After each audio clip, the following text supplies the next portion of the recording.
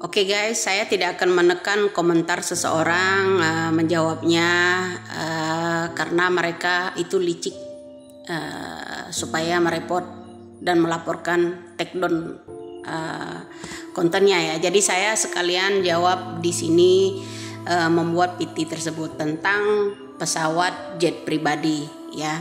Banyak hal loh orang ini komen di situ nyangkut ya. Jadi kenapa merasa risih ketika saya ungkap-ungkap soal ini? Ya, kenapa Anda merasa risih? Saya tanya.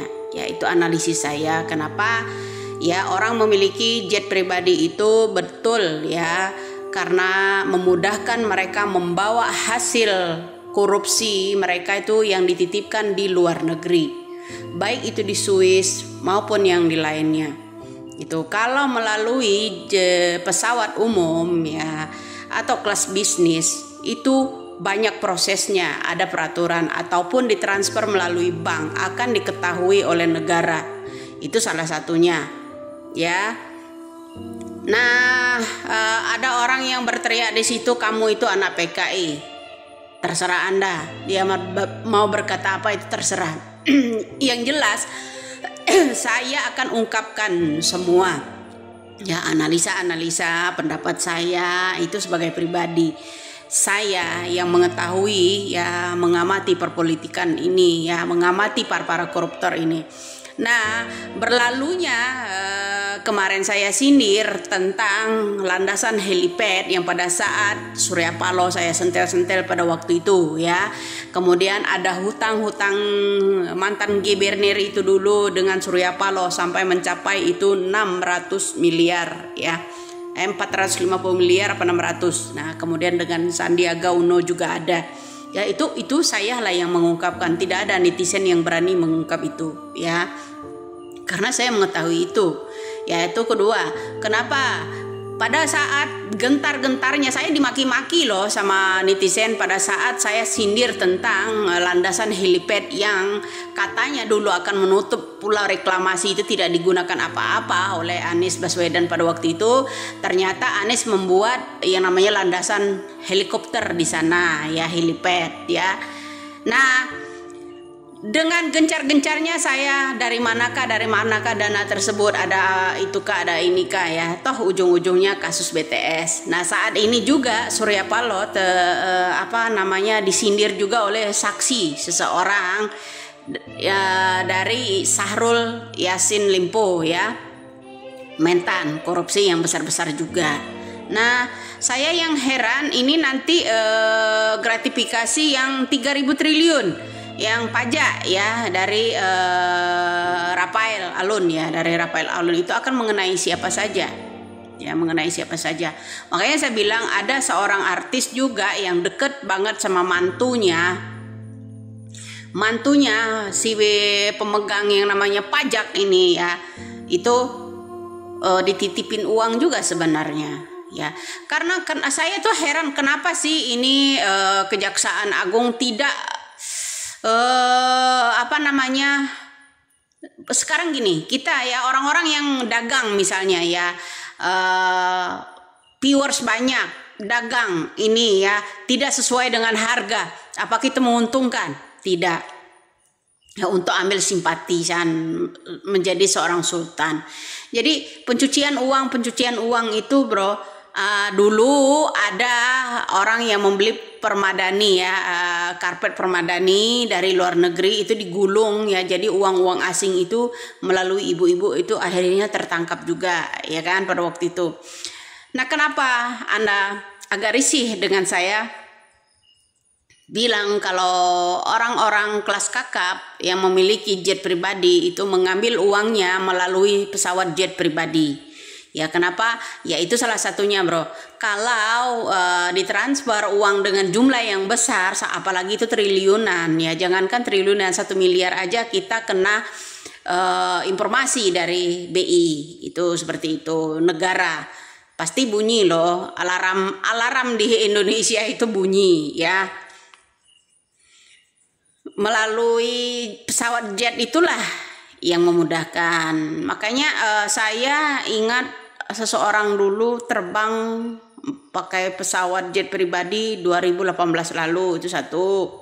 Kemudian belum lama juga kan, sebelum kampanye tahun ini ada seseorang juga terbang ke luar negeri pakai pesawat jet pribadi. Itu elit politik loh ya, yang ngerasa kesindir ya, itulah dia orangnya ya. Itu jadi kenapa bro, seakan-akan saya itu berbahaya banget buat kalian gitu.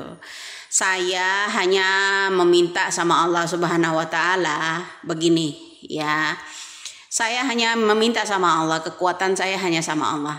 Ya, mata dan batin kekuatan saya juga sama Allah. Kenapa? Apabila ada orang yang mengancam-ngancam saya meminta sama Allah. Tandai orang itu, perlihatkan di mata saya.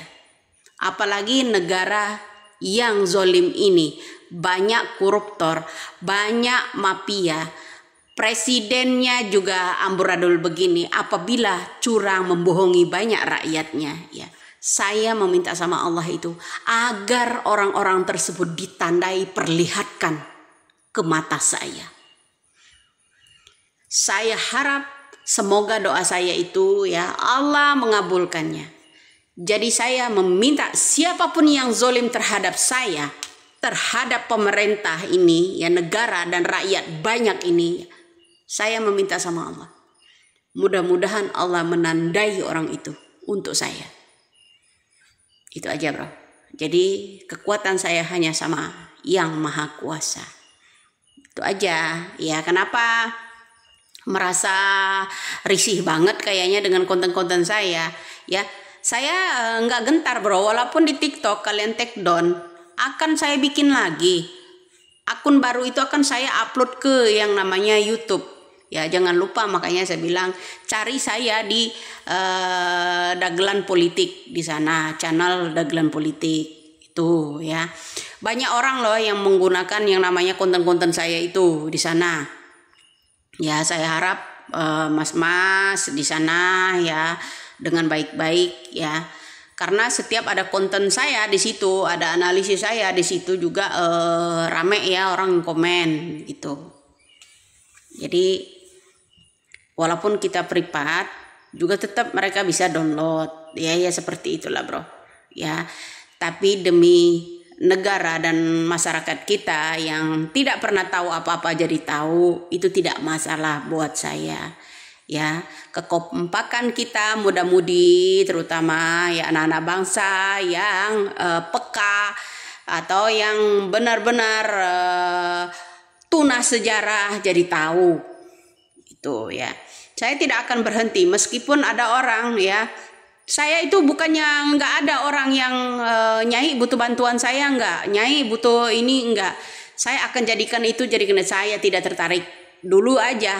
Tuh boleh tanya itu sama orang. Saya ditelepon orang di Bandung itu ya, orang dari PSI, Nyai tolong angkat ini istri saya caleg ya, istri saya dapil berapa itu kemarin ya. Nanti Nyai kalau istri saya menang, Nyai akan saya kasih itu. Saya tidak pernah tertarik. Kerja aja sendiri pak. Maaf, saya tidak bisa bantu siapa-siapa. Saya adalah saya, itulah saya. Jadi kenapa Anda risih? Semua toh yang saya ungkap itu tuh ya satu persatu tembus ya, nyata adanya. Ya, kenapa ada orang bilang, Mbak Widya kalau punya bukti laporkan saja, ini bukan rahasia umum lagi bro. Anda ketinggalan berita ya. Dulu zamannya SBY Anda kemana aja? Masih tidur. Dulu zamannya Soeharto Anda kemana aja? Masih bobok. Nah itu. Jadi politik sekarang ini kenapa? Ya seperti Soeharto juga ya. Kalau dulu yang namanya menteri sosial seperti Tutut itu dipilih sama orang tuanya. Ya kan, bukan berdasarkan pencoblosan dapil segala macam, bukan. Menteri itu diunjuk sama orang tuanya. Begitu juga saat ini secara tidak langsung ya. Secara tidak langsung hanya seperti itu melalui yang namanya Mahkamah Konstitusi. Itu aja, anak konstitusi kok. Ya, salam waras aja. Bedanya kalau dulu kasar, sekarang pakai